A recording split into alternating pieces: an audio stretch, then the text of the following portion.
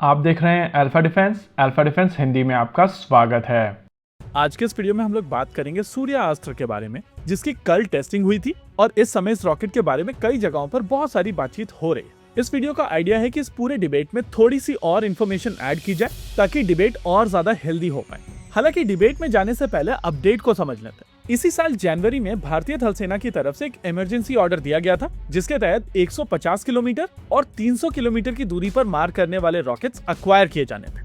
देखिए, यहाँ पर यह समझना जरूरी है कि आइडिया था कि ऐसी कैपेबिलिटी भारतीय थल सेना के पास में होनी चाहिए कि लगभग 300 किलोमीटर की दूरी पर एनिमी एयर डिफेंस सिस्टम्स को सैचुरेट किया जा सके और इस अर्जेंट रिक्वायरमेंट को एड्रेस करने के लिए बाहर से सिस्टम अक्वायर किए जाने थे। ये बात सच है कि यहाँ पर एक प्रॉपर डिबेट बनता है कि भारतीय सेनाओं की तरफ से ये रिक्वायरमेंट पहले बाहर क्यों नहीं रखी गई थी, स्पेसिफिकली इस चीज को ध्यान में रखते हुए कि प्रहार मिसाइल सिस्टम का पहला टेस्ट साल 2011 में हुआ था। हालांकि प्रहार मिसाइल सिस्टम की रेंज केवल 150 किलोमीटर की थी और इस वजह से ये भारतीय थल सेना की सभी रिक्वायरमेंट पूर्ण नहीं कर पा रही थी। लेकिन उस समय आइडिया था कि 2 साल के अंदर ज्यादा लंबी दूरी पर मार करने वाली प्रनाश मिसाइल सिस्टम भी बनाई जाएगी, लेकिन वो प्रोजेक्ट बाद में सैंक्शन ही नहीं हुआ। अच्छा, एक चीज यहाँ पर हम लोगों को ये भी समझनी पड़ेगी कि प्रहार मिसाइल सिस्टम का लॉन्चर डिसेंट तो दिखता है, लेकिन टैक्टिकली ये बहुत ज्यादा मोबाइल लॉन्चर नहीं था। इसके फॉर्म फैक्टर को अभी आप अपनी स्क्रीन के ऊपर देख सकते हैं और जिस तरीके की टेरेन में भारतीय सेनाएं ऑपरेट करती हैं, वहां पर इसकी टैक्टिकल एप्लीकेशन तो बिल्कुल नहीं है। एनीवेज, ऑपरेशन सिंदूर के दौरान जब ये रिक्वायरमेंट इमीडिएटली निकल कर आई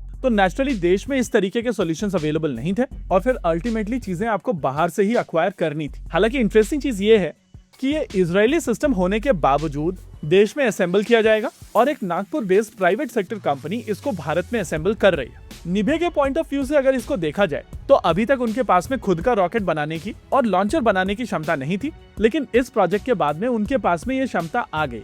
भारत सरकार के एंगल से अगर देखा जाए तो देश में एक ऐसी कंपनी बन गई है जो इस तरीके के रॉकेट्स को अभी असेंबल कर सकती है। जी हाँ, हम लोग यहाँ पर बहुत सोच समझकर ये वर्ड असेंबल यूज कर रहे हैं और ये बात सच है कि इस समय निभे के पास में इस तरीके के सिस्टम को डिजाइन करने की क्षमता नहीं होगी। सूर्यास्त्र बेसिकली एल्बिट सिस्टम का pulse multi rocket launcher system है, जहां पल्स का मतलब है precise and universal launching system. इसमें 2 अलग अलग तरीके के रॉकेट्स का प्रयोग किया जाता है।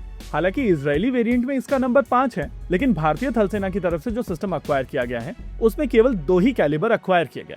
पहला रॉकेट है 306 मिलीमीटर कैलिबर वाला एक्स्ट्रा रॉकेट, जिसकी रेंज 150 किलोमीटर की है और हर एक पॉड में 4 ऐसे रॉकेट्स कैरी किए जा सकते हैं, जिससे ओवरऑल सिस्टम में 8 रॉकेट्स अवेलेबल होते हैं। दूसरा रॉकेट है 370 मिलीमीटर का प्रेडेटर हॉक, जो 300 किलोमीटर की दूरी पर अपने टारगेट को मारने में सक्षम है और एक पॉड में केवल 2 ही ऐसे रॉकेट्स कैरी किए जा सकते हैं, जिसके चलते पूरे व्हीकल के ऊपर केवल 4 ही रॉकेट्स होते हैं। अब निभे को जनवरी में ये ऑर्डर मिला था और उनकी तरफ से इसकी पहली टेस्टिंग की गई। टेस्टिंग के दौरान दोनों ही रॉकेट्स प्रेडेटर हॉक और एक्स्ट्रा दोनों को टेस्ट किया गया है और इनकी एक्यूरेसी काफी शानदार बताई गई है। अब अगर आप इस पूरे डेवलपमेंट के चारों तरफ इंडिजिनस ऑप्शंस की बात करें तो हम लोगों को एक चीज समझनी पड़ेगी कि इस समय देश में इंडिजिनस ऑप्शन इस कैटेगरी में अवेलेबल नहीं है। अगर आप लार्जर पिक्चर देखें तो काफी हद तक भारत का पिनाका और सूर्यास्त्र दोनों कोएग्जिस्ट कर सकते हैं और इस कोएग्जिस्टेंस में किसी भी तरीके की कोई परेशानी नहीं। हालांकि हम लोगों को यहाँ पर एक चीज और समझनी पड़ेगी कि कल अगर एक रिक्वायरमेंट निकल कर आती है कि सूर्यास्त्र में कुछ चेंज करने हैं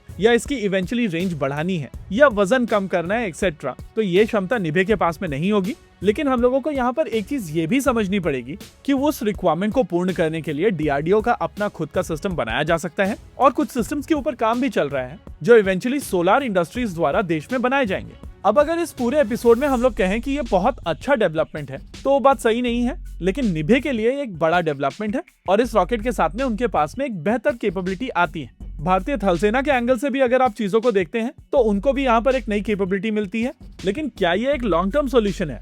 आंसर है नहीं।